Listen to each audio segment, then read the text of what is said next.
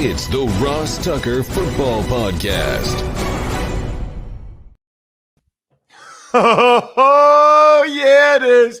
But it's not just any Ross Tucker Football Podcast. It is a Wisdom Wednesday presented by DraftKings. And yeah, there's some things I want to tell you guys about a little bit later, but I like to keep you on your toes. Plus, Andrew Brandt is in the car. He's traveling today, but we still need his knowledge. So I'm going right to him. It's Big Show time. The Big Show.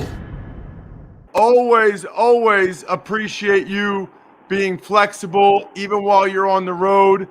I want to start with what you wrote this week for the MMQB about Lamar Jackson, because I was at that game on Sunday, got a chance to see him play, and I did think a little bit about him not having a contract extension. I know that's something you wrote about this week. Yeah, Ross, good to be with you from the road. It's really something I've been following for weeks. Start with Josh Allen getting his extension, one of the three quarterbacks that was up for extension this year after 3 years in the league. Two of them did not get deals before the season, as we know, Mayfield and Lamar Jackson. The Lamar one's even more interesting, as you know, because as you saw up close, he's the most unique player in the league, in my opinion, on the field, and maybe the most unique player off the field, because all reports indicate, like his rookie contract, he's doing it without a traditional agent. Now his mom's involved, and maybe he's got some experts helping him. Maybe the NFLPA is helping him, that's probably true, but without a traditional agent. And here's my take, Ross. This presents some risk, obviously. Now we're not talking about a $10 million deal like his rookie deal. We're talking about a $100 million plus deal. So there's risk. But I talk about the real risk is on the Ravens side. They don't want to take advantage of this. And I learned the hard way. I had players I negotiated with at the Packers without an agent. And you know what? In hindsight, I did the wrong thing. I got too good of deals. And it came back to haunt me in the Packers. Players weren't happy. The market passed them by. They got upset with the team. Now the stakes are raised the bigger the player. I never had superstar players do that. But think about the Ravens. They cannot give him anything but a really good deal. Because, Ross, you know, if they don't, he's going to hear about it starting day one. And you don't want your franchise player thinking that in the contract, what the Ravens did to him. So I sort of talk about the column and on the podcast, the Business of Sports podcast this week, how much risk there is not only for Jackson, but Wow. So are you saying, Andrew, that because he doesn't have an agent, he almost has a better chance to get a really good deal because the Ravens realize they can't, put one over on him? I think it's the same. I guess what I'm saying, it's the same. The length is going to be pretty set because they do their length for all contracts the same way. Unless they break open like the Steelers did with TJ Watt and all of a sudden guaranteeing here. That's a precedent that was this year. You don't see that very often. But I'm just saying, for the Ravens to act like they can get a good deal, they could if he were having a traditional agent, I think it would be risky. So we don't know the particulars, Ross. Maybe he wants more of a Prescott short-term deal, not a Josh Mahomes long-term deal. If I were his agent, I certainly would want the Prescott model, and maybe that's holding it up. But for whatever reason, they haven't gotten a deal done. It doesn't seem like they maybe will this year. Well, and I got to tell you, Andrew, I know what people say about Dak Prescott's injury, and he's still got the money, and he's fine. Lamar Jackson's a different kind of player. His legs are such a huge factor in his success that if he suffered a torn Achilles or, a torn patella tendon, I don't care what anybody says, I don't believe he's getting the same contract he would have gotten before that. I'm going to push back on you, Ross, against that, because I think even Lamar Jackson would not be hurt by a serious injury know Dak Prescott's different, but Dak relies on his legs a lot. I think about NBA superstars, Kevin Durant, Kawhi Leonard. Of course, they're going to get maximum no matter what. They rely on their legs. I think about Allen Robinson coming off an ACL, getting a huge free agent deal after Jacksonville. I just think Lamar Jackson does rely on his legs, but if the Ravens screw around with that contract based on an injury after the Cowboys didn't with Prescott, I think that's risk too. That's exactly what I'm talking about. And I do think Dak Prescott has changed the game because the reason players sign early, and I use this as a team negotiator, is to get them to sign up. And because of risk of injury. And Dak Prescott has changed the game in a precedent that, gruesome injury or not, he got what I think is the best deal in the history of NFL for young quarterbacks. You know, speaking of quarterback injuries, Andrew, wow. I mean, what a Sunday in the NFL with Wentz and Mayfield. Mayfield came back into the game. Tyrod Taylor's out. Andy Dalton's out. Tua Tagovailoa is out. I mean, it's at least 5 quarterbacks got hurt on Sunday, something you didn't really have to deal with when you were in Green Bay. But it immediately makes the backup quarterback position just so important.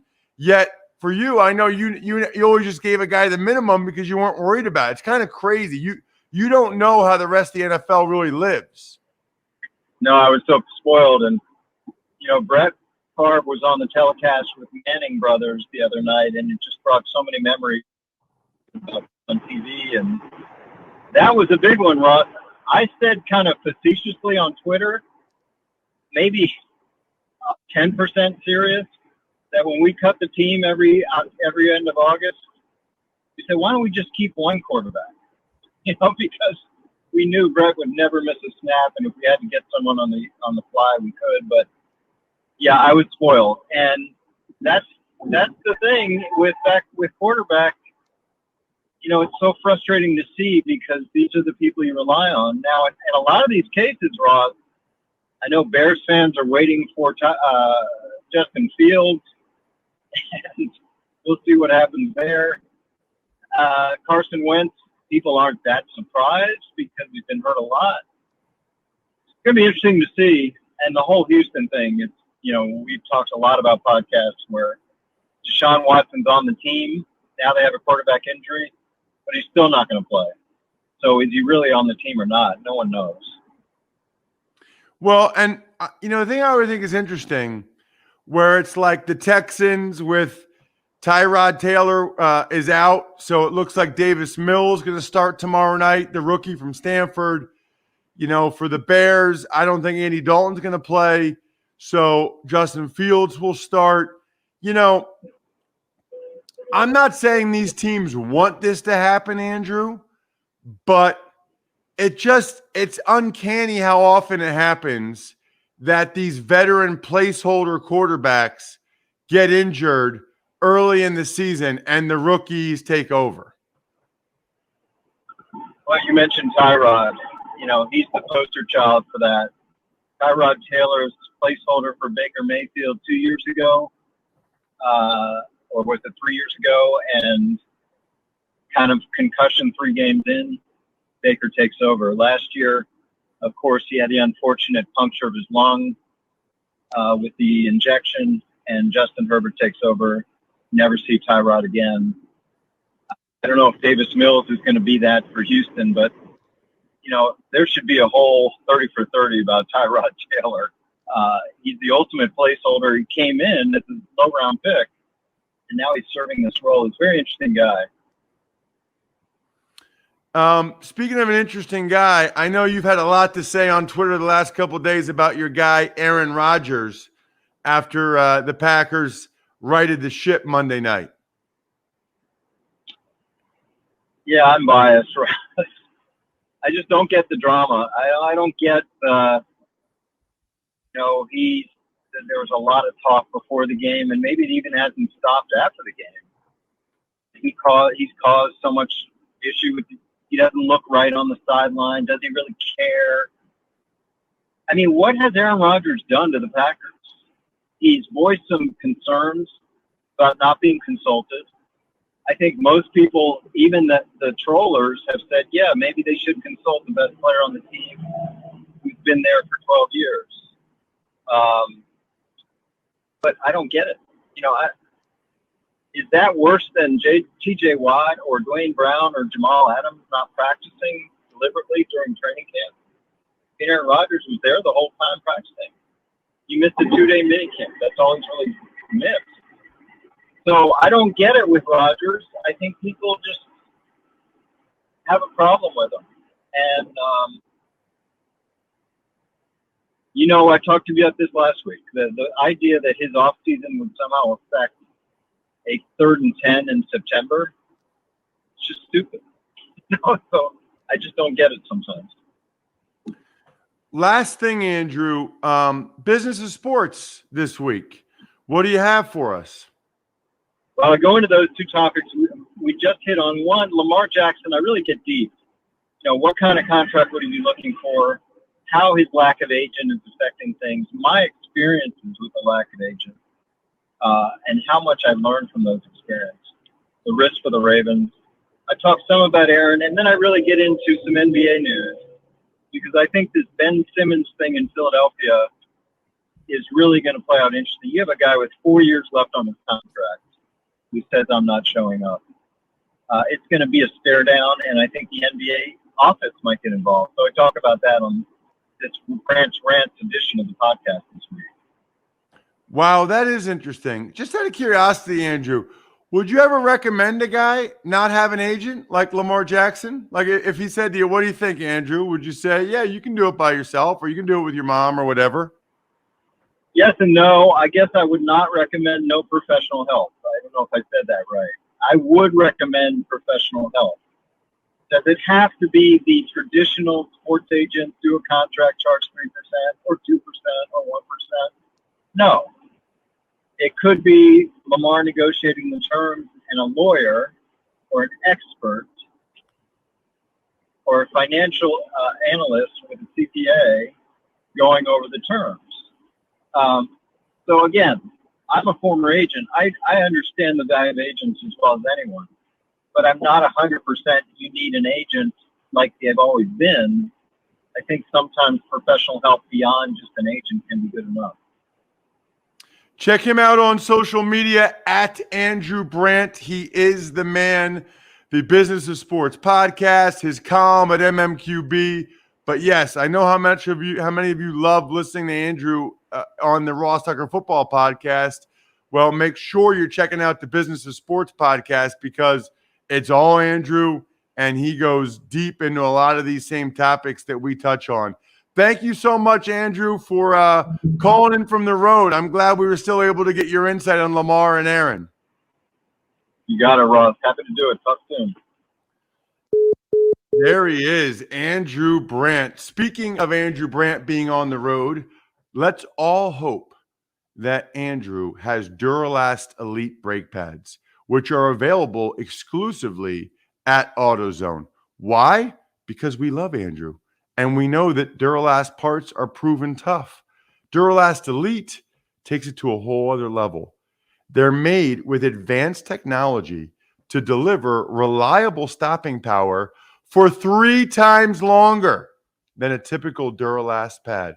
Man, is that good news, especially if you find yourself in a lot of stop and go traffic, or if you typically drive with heavier loads in your car. They've got this fancy protective hex pattern, keeps them performing longer.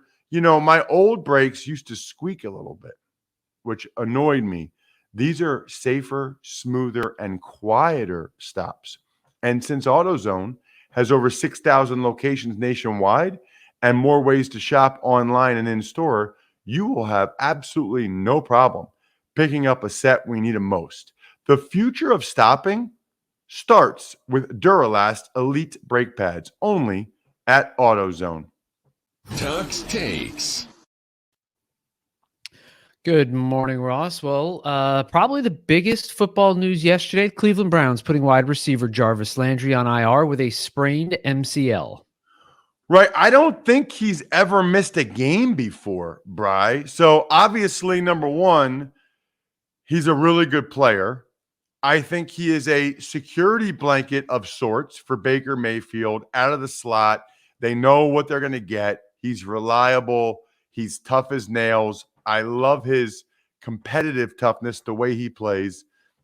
And I think he's a real leader on the team. I mean, I think that's another part of this is that they're losing a guy that is a big time leader for what they're trying to get done there in Cleveland.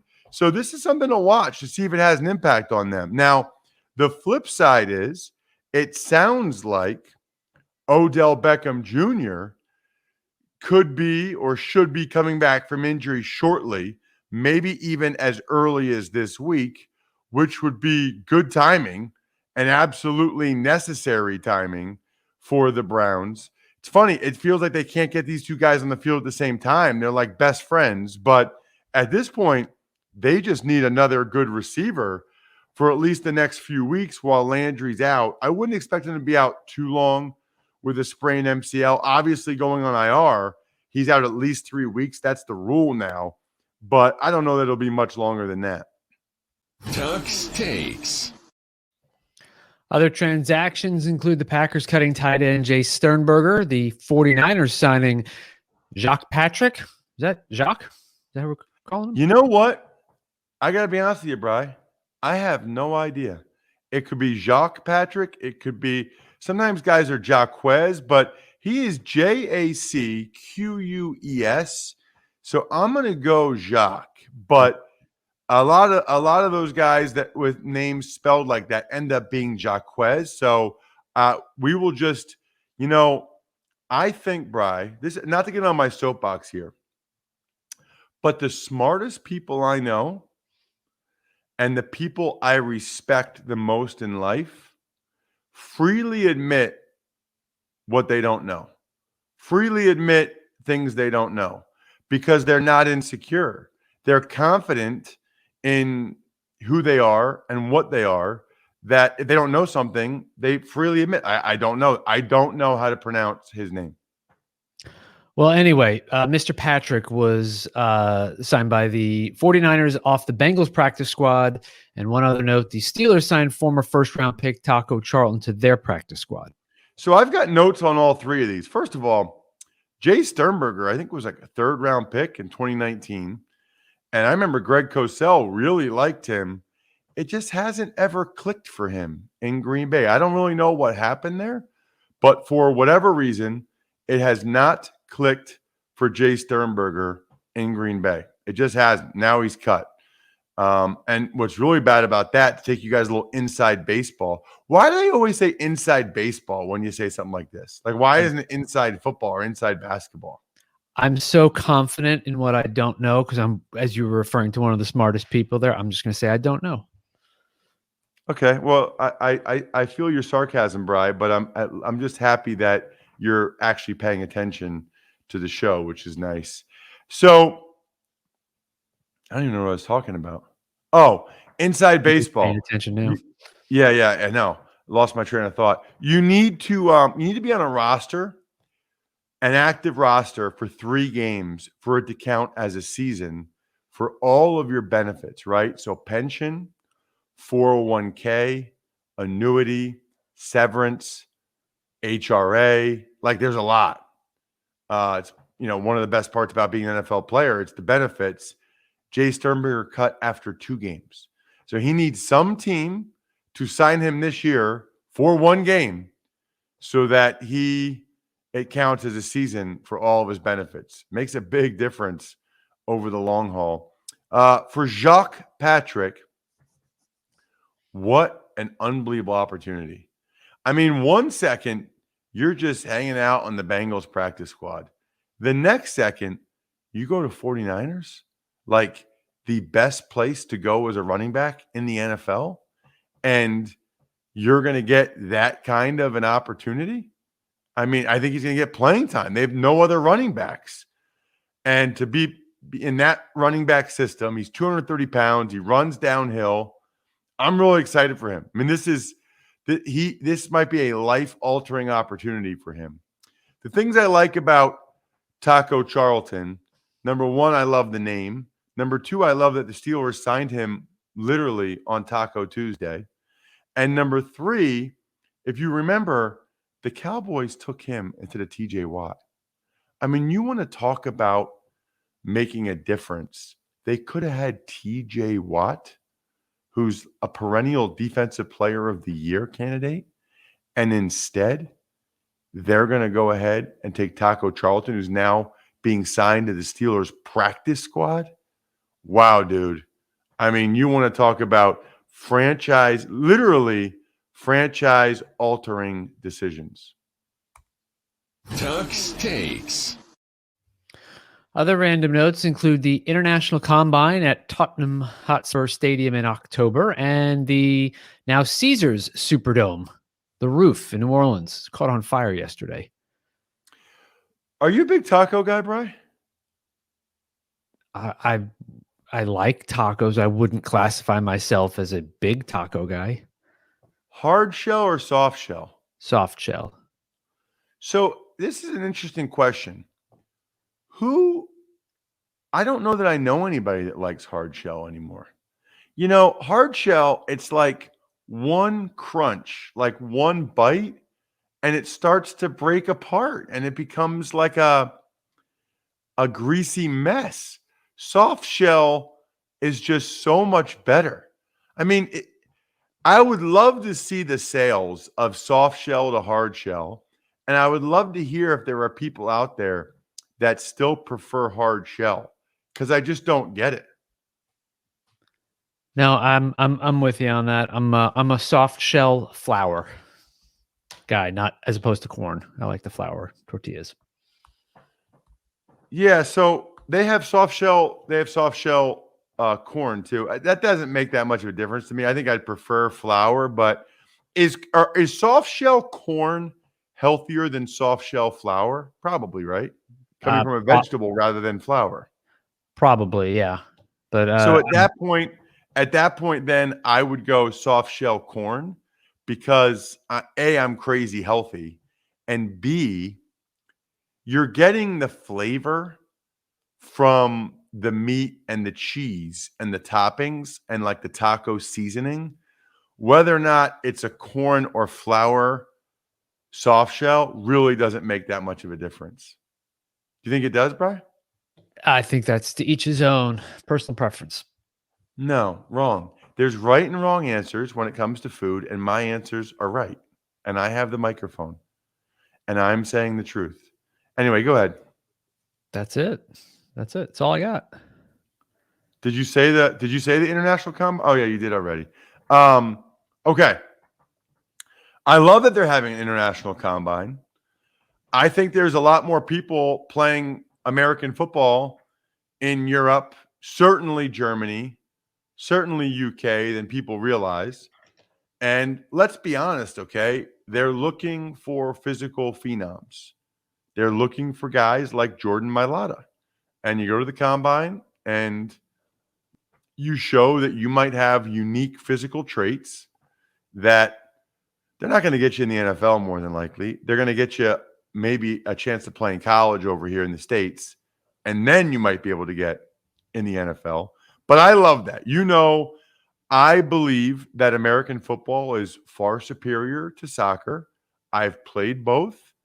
I understand the passion for soccer. I enjoyed playing soccer. I think it is a beautiful game. I don't think it's the same as putting a helmet and shoulder pads on and running into another guy as hard as you can. It's just different. So I want to spread the football gospel to as many people as possible. So that's what I believe. That's why I'm happy about international combines. How does a roof catch fire, Bri? And what do you know about that since you live down there? I honestly know nothing about it except that I saw the headline when I woke up and I was scrolling my Twitter news feed this morning. I didn't read the whole article. I have no idea what happened. And by living down here 80 miles away from the Superdome really has no impact on you knowing more or less about that story than me. So sorry, I can't help on that one. That's all right. What I do know is that it's Wednesday, which means we're only 2 days away from a new Spread the Word winner. And I am telling you guys, these are some of the coolest press passes I've ever had, like ever. And I mean, Eagles season passes from a couple years ago with my picture on it. If you're an Eagles fan, that you want to talk about a collector's item that nobody else would have? Yeah, it's a sign. It's Ross Tucker's signed season Eagles pass. All you have to do is spread the word via social media at Ross Tucker NFL, at Ross Tucker Pod. In particular, quote tweets. I like the quote tweets about how great the show is, because then we can retweet them and people see that, and hopefully it gets more people to actually listen to the show. So you got a real good chance if you quote tweet either at Ross Tucker NFL or at Ross Tucker Pod when we post about the show.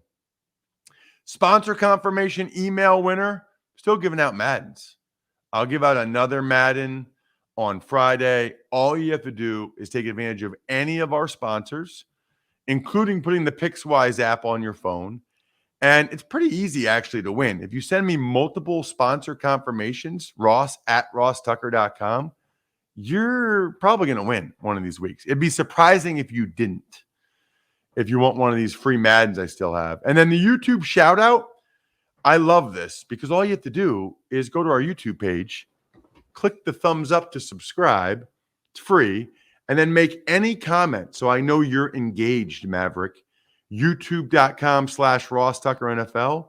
And then I will do one of those cameo style videos for you, cameo style shout out, which is really cool. People pay me to do those on Cameo all the time. You get it for free. And you get to ask me an email question, Bri. Ever wanted to ask an NFL player a question? Well, here's your chance. It's time to Ask Ross. So the email address is ross at rosstucker.com.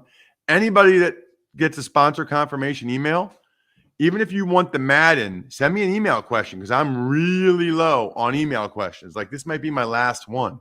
So send them in. I love your email questions. Ross at rosstucker.com. Go ahead, Bri. Hey, Ross, this is Ed Lane, Ed with the fast lane. For months, I've been hearing about your Raycon wireless earbuds.